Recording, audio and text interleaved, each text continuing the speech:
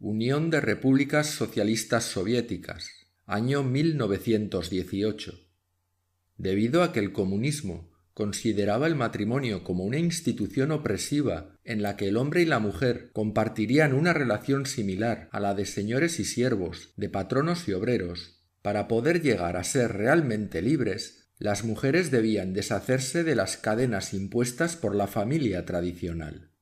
Y con el fin de liberar a la mujer del peso de la crianza de los hijos y del trabajo en el hogar familiar, para que pudiera ser independiente y se incorporara al trabajo en beneficio de la comunidad, convirtiendo a hombres y a mujeres en trabajadores intercambiables, el Estado soviético determinó que se debían socializar las tareas de la mujer en el hogar, construyendo guarderías, comedores y lavanderías. Socializando las tareas tradicionalmente femeninas, pretendían que la familia desapareciera gradualmente, ya que sería más importante el servicio comunitario al Estado que el egoísmo que atribuían a las familias, pues éstas antepondrían sus intereses particulares a los intereses pretendidamente generales del Estado comunista. Se concebía la familia como la expresión de la dependencia económica de la mujer con respecto al varón, lo que provocaba que la mujer no pudiera desarrollarse como persona, por lo que para lograr su ideal de igualdad y conseguir la disolución de la familia liberando a la mujer, en 1918 se estableció el divorcio a voluntad, por el que cualquiera de los cónyuges podía disolver el matrimonio sin que nadie pudiera exigir una compensación. Pero su ideal no se ajustaba a la realidad social del momento. Aunque la Revolución rusa transformó la economía del país, no pudo transformar la mentalidad de la sociedad rusa, que todavía tenía muy enraizados los valores tradicionales de comportamiento social. Por tanto, el desfase existente entre el ideal comunista y la realidad social generó una situación perjudicial para un gran número de mujeres. En su mentalidad tradicional, la condición necesaria para el sexo era el matrimonio, por lo que los hombres que querían sexo debían primero casarse, mientras que las mujeres se casaban pensando en tener una mejor vida, pues el hombre trabajaría para ellas y podrían tener hijos. Gracias al divorcio sin compensación, se llegaron a dar casos de hombres casándose y divorciándose varias veces al mes. La situación del país era caótica, debido a la crisis derivada del cambio de sistema económico y a la guerra civil que asoló la Unión Soviética inmediatamente después de la Revolución. En los primeros años, las mujeres ocuparon los puestos de trabajo dejados vacantes por los hombres que luchaban en la guerra civil. Pero en cuanto ésta terminó, se produjo un despido masivo de mujeres, al ser sustituidas por los hombres que volvían del frente. Hay que entender que la Unión Soviética estaba devastada por su participación en la Primera Guerra Mundial, por su revolución y por su posterior guerra civil. El Estado no tenía dinero ni recursos para llevar a cabo su pretensión de socializar el trabajo femenino entre otros ideales, por lo que para levantar el país, en 1921 establecieron que la prioridad absoluta sería la producción, creando un capitalismo de Estado que alquilaba los centros de producción a particulares que tenían una parte de control sobre la venta de la producción y, muy importante para el caso que nos ocupa, control sobre la contratación y el despido. Con un modelo productivo poco mecanizado, donde la fuerza física era determinante, la menor fuerza física de las mujeres jugaba en su contra. Pero además, lo que provocó que se priorizara la contratación de hombres fueron las medidas proteccionistas hacia la mujer promovidas por el Estado, ya que se promulgó la prohibición del trabajo nocturno de las mujeres, se restringió el trabajo de mujeres embarazadas o lactantes y se instauró la paga por maternidad. Hay que insistir aquí en la situación económica tan precaria de la Unión Soviética y en su necesidad de priorizar la producción para su propia supervivencia como país, por lo que los centros de trabajo priorizaban también en la contratación de mano de obra rentable, es decir, de los hombres, y no contrataban a quien les supusiera un coste extra, es decir, a las mujeres, siendo éstas las últimas en ser contratadas y las primeras en ser despedidas. Así la situación, en una sociedad tradicional, la mujer hubiera podido haberse refugiado en la seguridad que le proporcionaba el matrimonio indisoluble, pero debido a la facilidad para divorciarse, fueron los hombres los que comenzaron a separarse de forma masiva. Bastantes problemas había ya, como para encargarse además del mantenimiento de una mujer con la que muy posiblemente ya no se llevaba bien, además de ver cómo el papel del hombre en la familia era constantemente desprestigiado por la ideología dominante. Sin trabajo y sin esposo, una enorme cantidad de mujeres se hundió en la miseria, y llegó la anarquía sexual. Así fue como se denominó en 1929 a la situación creada por el divorcio a voluntad. Existen multitud de testimonios como este del año 1926. Algunos hombres han tenido 20 esposas, viviendo una semana con una, un mes con otra, y tienen hijos con todas ellas, que acaban en la calle por falta de manutención. La idea de que el divorcio liberaría a las mujeres de sus cadenas se había invertido por completo. En 1922 se estimaba que había 7,5 millones de niños abandonados pasando hambre en Rusia, que huían a las ciudades en busca de comida y que solos o en pandillas cometían pequeños hurtos en trenes de mercancías y mercados. Su orfandad era, a menudo, resultado de las muertes provocadas por la Gran Guerra y la Revolución, aunque también muchos comunistas afirmaban que un amplio porcentaje de esos niños era resultado de la desestructuración familiar provocada por el divorcio fácil. Estos niños no sólo constituían un grave peligro en cuanto a delincuencia callejera, sino que también saturaban el sistema de guarderías y orfanatos, lo que a su vez imposibilitaba que las madres solteras sin trabajo, cada vez más frecuentes, obtuvieran ayudas del Estado, pues no había recursos suficientes para atender todas las necesidades. El futuro de las mujeres divorciadas era, por tanto, bastante turbio. Una encargada del Departamento para la Protección de la Maternidad y la Infancia señalaba que el divorcio y la debilidad de los lazos conyugales crearon una masa de mujeres que llevaban solas la carga de la crianza, sin el apoyo de los hombres ni del Estado, y hacia este último dirigieron las mujeres sus protestas para que tomara medidas. Y el Estado las tomó, porque le era más rentable que cada hombre se ocupara de una familia que el Estado se tuviera que hacer cargo de las mujeres y niños sin recursos. El Código Familiar de 1926, surgido como respuesta a la desprotección que había originado el desmantelamiento del sistema tradicional, promulgó el derecho a la pensión conyugal después del divorcio, pero sólo durante 6 meses. Al parecer, esta limitación se debía al temor de que hombres desocupados se casaran con mujeres trabajadoras y se divorciaran más tarde para vivir eternamente desempleados. Curiosamente, el hecho de que pudiera haber mujeres desocupadas que se casaran con hombres trabajadores para divorciarse y vivir eternamente desempleadas no se contemplaba como una posibilidad que escandalizara a nadie. También se realizaron decretos para proteger a la mujer en el ámbito laboral. Se instruyó que en caso de despidos por razones económicas se despidiera a hombres y mujeres en igual proporción, que no se despidiera tampoco a mujeres embarazadas o lactantes por tomarse la baja, y que madres con niños menores de 1 año tuvieran prioridad para permanecer empleadas. Se llegó a recomendar que el Estado multara a los hombres que se divorciaban sin causa aparente, y que cada ciudadano llevara un documento que hiciera constar su estado civil y el número de veces que se había divorciado, de modo que una mujer pudiera comprobar cuántas esposas había tenido su prometido.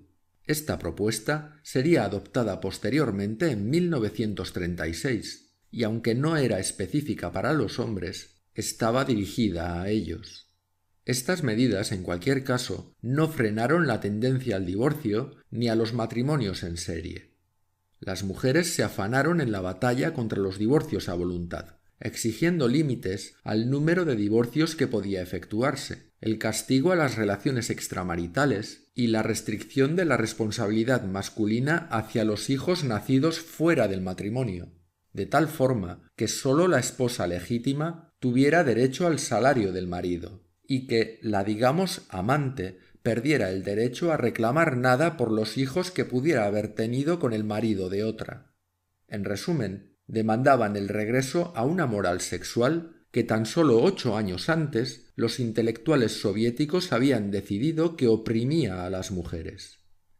A finales de 1927, el fenómeno de los matrimonios en serie llegó a tal punto que el Tribunal Supremo dictaminó que cualquier hombre que se casara con el único propósito de mantener relaciones sexuales y luego se divorciara, sería criminalmente enjuiciado. Como se puede ver, la concepción de que el sistema tradicional de familia era opresivo para la mujer ignoraba la protección que ofrecía la familia en las difíciles condiciones económicas de la época, y su desmantelamiento sin una alternativa que pudiera reemplazarla condujo al desastre y a la posterior vuelta hacia posturas más conservadoras.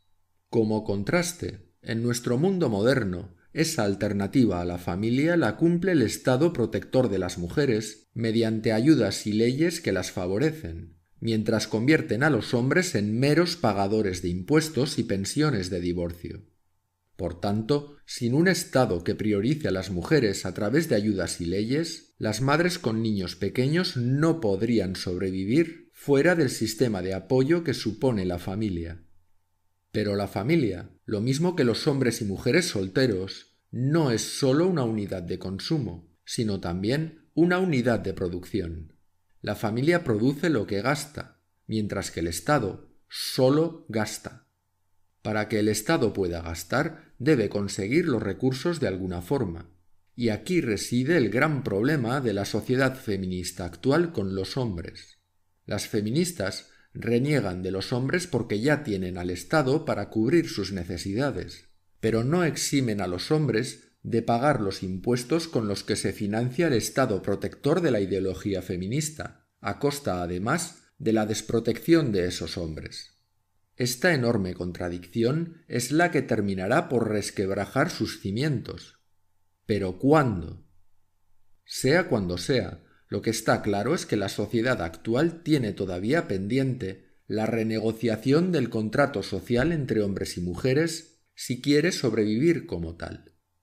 Los adelantos tecnológicos y médicos de los últimos 250 años han creado unas condiciones nuevas nunca vistas en los cientos de miles de años de historia de la humanidad, que hacen que el sistema tradicional de relaciones entre hombres y mujeres esté obsoleto. Y en los últimos 100 años, ningún sistema político-económico ha sido capaz de perfilar una respuesta adecuada para las nuevas condiciones. Y ahora el feminismo tampoco. Los roles que hombres y mujeres cumplen en la sociedad son muy distintos de los que preconiza el feminismo. El feminismo está equivocado en su comprensión del acuerdo social entre hombres y mujeres y en la manera de renegociarlo. Y esto es perjudicial para la sociedad en su conjunto, en particular para las propias mujeres que dicen defender.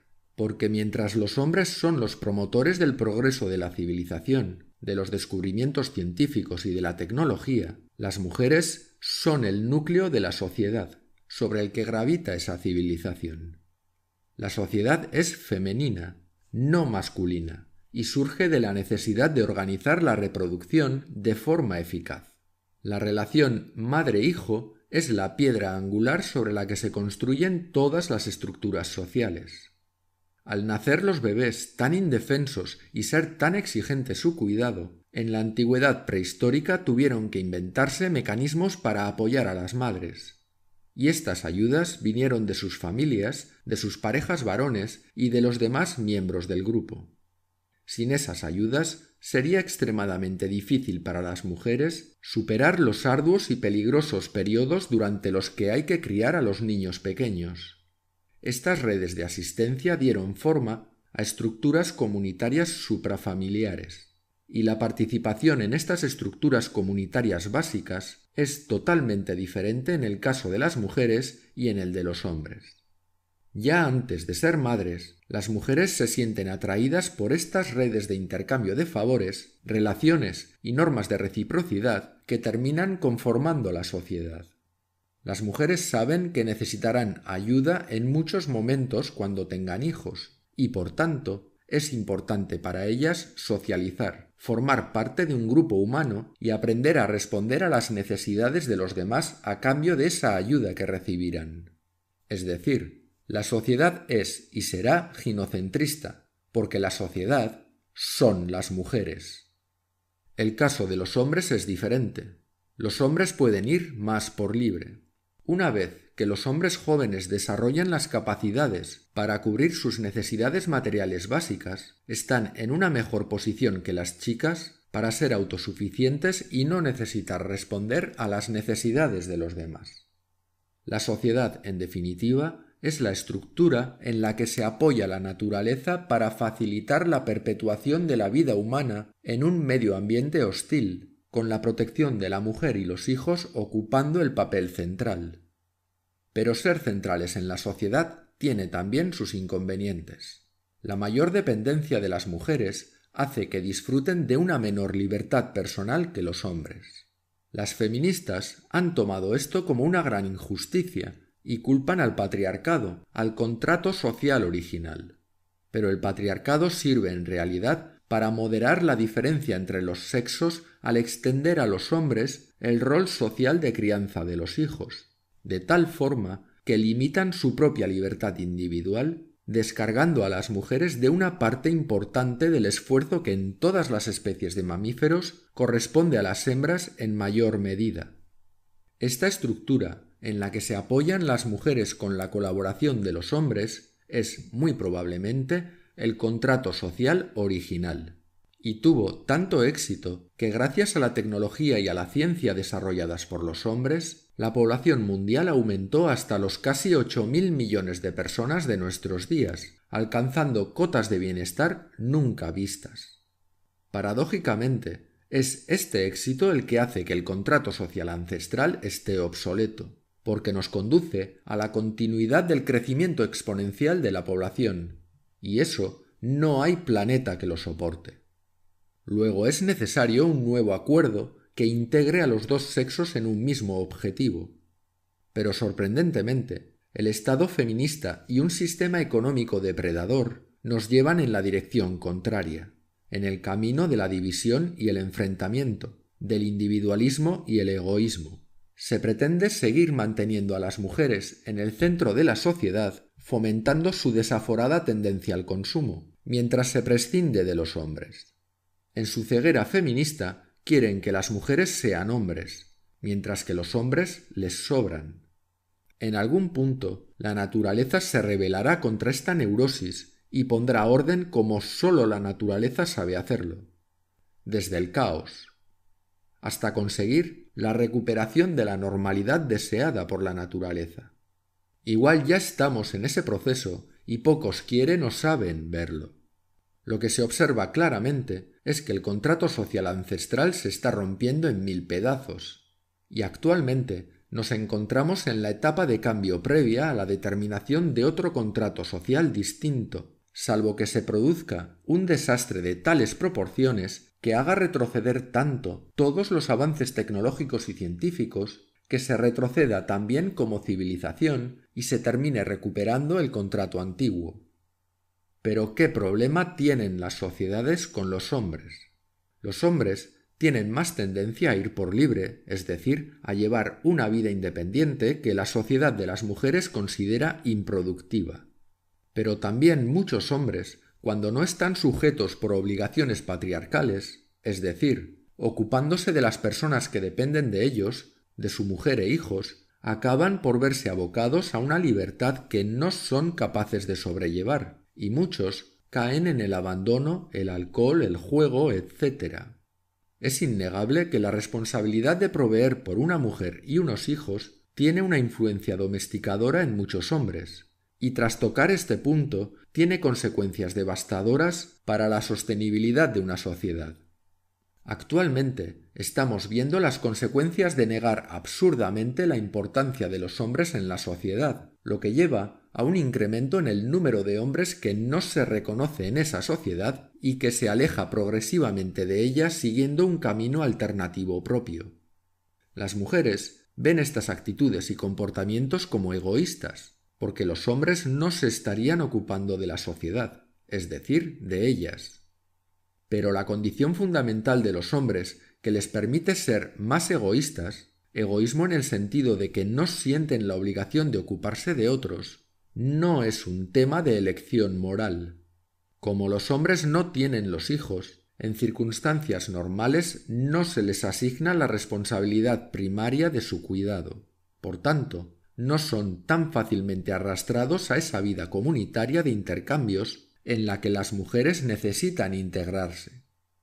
Las mujeres han sido la columna vertebral de las sociedades a lo largo de la historia no porque sean más sociables que los hombres, sino que las mujeres han sido más sociables porque sus propias necesidades han hecho que tuviera más interés para ellas adjudicar menos importancia a la libertad personal y mayor valor al apoyo mutuo y a la seguridad. Y estos valores son definidos como sociables porque conducen al bienestar colectivo, es decir, al bienestar de las mujeres. El problema de las sociedades con los hombres es que los hombres tienen una mayor inclinación que las mujeres a desvincularse de la sociedad cuando no les gusta algo o disienten, y esto es un problema y una carga para toda sociedad. Si los hombres no son suficientemente motivados, pueden abstenerse de trabajar por la causa general, o pueden ser incluso disruptivos o peligrosos al caer en la delincuencia y otras conductas. De ahí que todas las sociedades y culturas necesiten imperiosamente encontrar maneras de que los hombres se comporten de una forma constructiva, y esto se ha conseguido tradicionalmente otorgándoles recompensas adicionales. La recompensa que reciben las mujeres es la ayuda que reciben para minimizar el esfuerzo y el trabajo de criar a los hijos. No ocurre lo mismo con los hombres. El caso de los hombres es diferente y hay que tentarles con algo que les compense por la renuncia a su libertad y asuman su parte de obligaciones y de trabajo por la comunidad. La solución al problema de cómo integrar a los hombres en la sociedad de las mujeres consistió en desarrollar la noción de que el rol de proveedor y protector hace a los hombres importantes y que las mujeres y sus hijos no podrían apañárselas sin ellos, además de garantizarles un acceso regular al sexo con su pareja. Este es el origen del rol de padre de familia y de proveedor, que es el elemento central de todas las ideas acerca del patriarcado. Lo que se consigue con esto es incorporar a los hombres a las estructuras interpersonales de apoyo, a las cadenas de dependencia que son el eje de la sociedad. Esto domestica a los hombres al sujetarlos al mismo tipo de experiencias y presiones que tienen las mujeres. Creer que el bienestar de unas personas concretas depende de uno, y en ciertos sentidos únicamente de uno, es un gran aliciente para desarrollar sentimientos altruistas y una conducta socialmente responsable. Al inflar la importancia de lo que los hombres hacen en la sociedad para que se integren en ésta, se generan algunas desigualdades en el trato con las mujeres. Es decir, que el precio a pagar por las mujeres por obtener protección y recursos es la desigualdad. Al ser los hombres los proveedores, todas las actividades ligadas a la producción y distribución de recursos quedan en sus manos, con lo que la vida social se divide en dos esferas. Por un lado, la vida privada de relaciones interpersonales más íntimas en el hogar, que sería el dominio de las mujeres. Y por otro, la vida pública y política de relaciones más generales, que quedó reservada a los hombres. Pero este acuerdo ancestral se rompe en el momento en que la tecnología y la ciencia están tan avanzadas que las mujeres consideran que ya no necesitan a un hombre a su lado para vivir, con lo cual uno podría llegar a preguntarse si las mujeres han considerado realmente alguna vez al hombre como un compañero y no como el sirviente que les provee con su trabajo lo que necesitan, y que ahora, como ya no le necesitan, lo alejan de sus vidas. O quizá esta pregunta no es del todo acertada y esté influenciada por la neurosis feminista, que intenta impregnar y envenenar todo lo que toca. Proveer es central al patriarcado, y es comprensible que para algunas mujeres sea un foco de resentimiento contra los hombres porque interpreten que no pueden hacer todo lo que querrían hacer porque el patriarcado se ha confabulado para impedirlo. Pero es un gran error suponer que deshacerse de este rol vaya a crear un mundo mejor para las mujeres. El patriarcado no es el peligro principal, sino un intento de solución a un problema de fondo todavía mayor.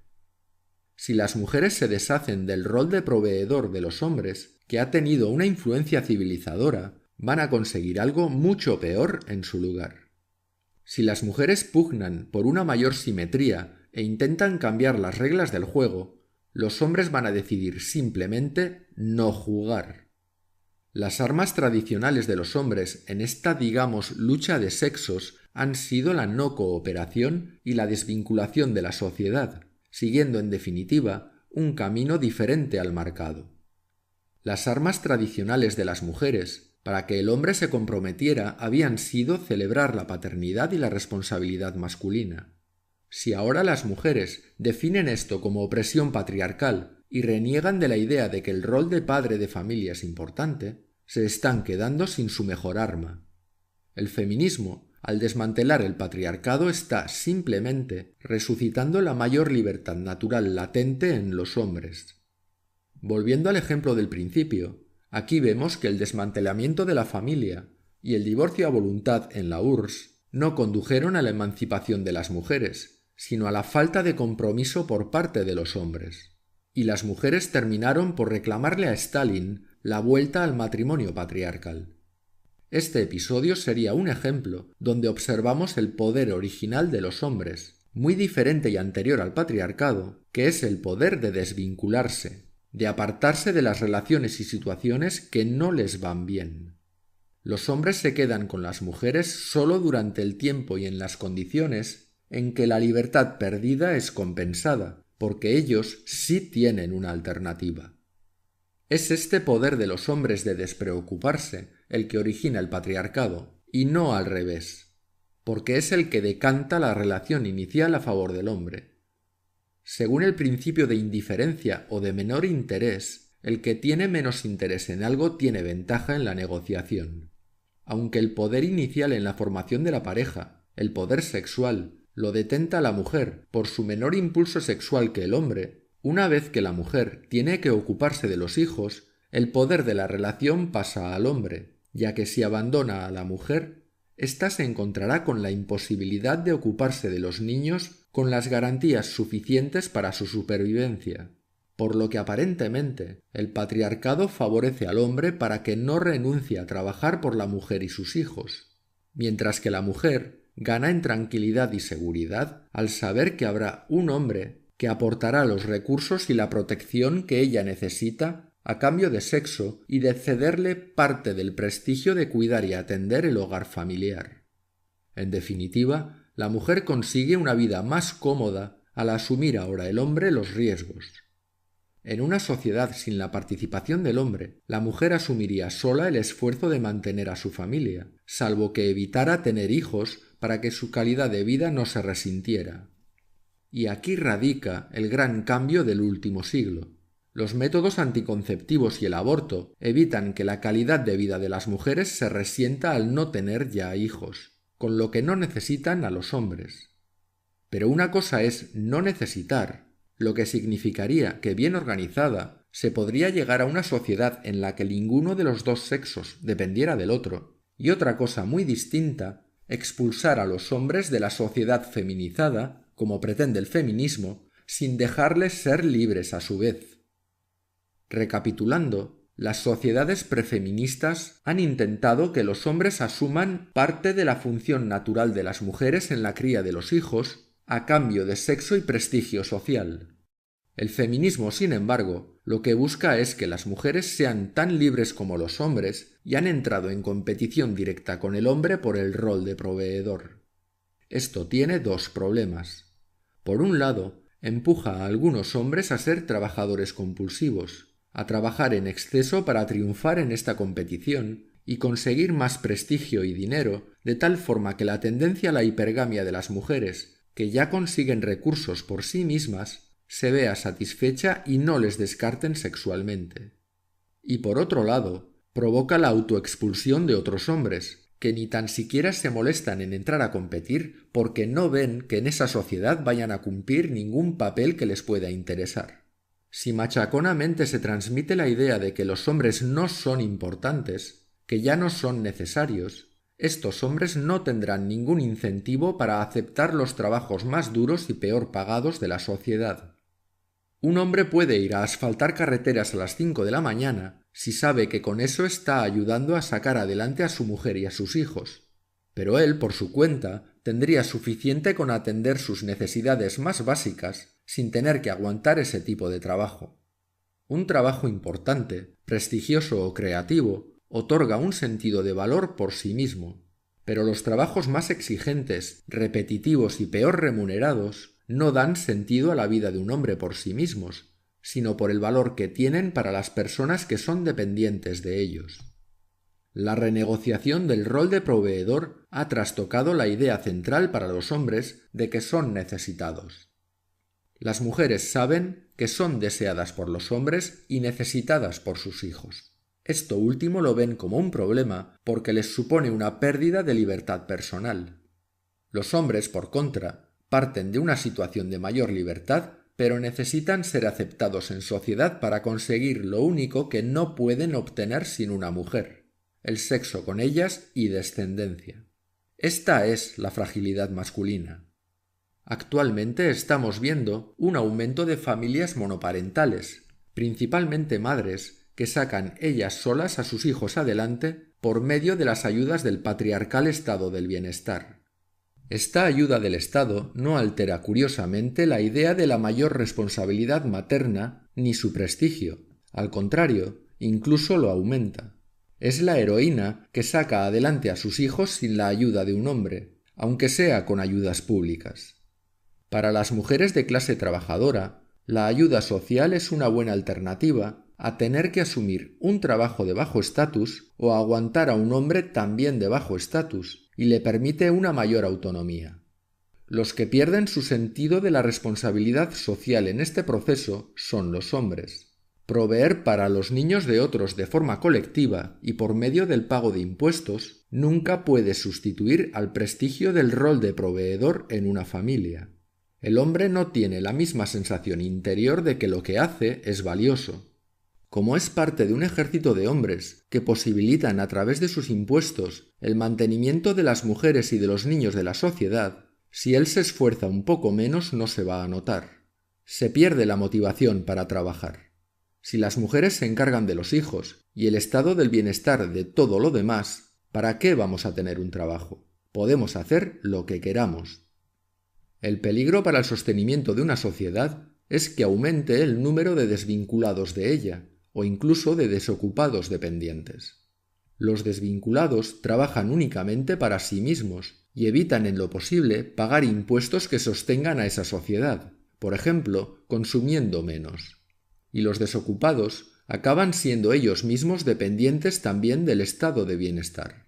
Y si cada vez más hombres se hacen dependientes del Estado, del mismo modo pretendido por las feministas para las mujeres, nos enfrentamos al riesgo de que se forme un estado elefantiásico que inevitablemente pretenderá ser omnipresente en todas las facetas de la vida de los seres humanos, y que necesitará drenar cada vez más recursos de la economía a través del aumento de los impuestos para sostener toda su estructura, y sobre todo su aparato represor y mediático, para intentar perpetuar un sistema que saben insostenible.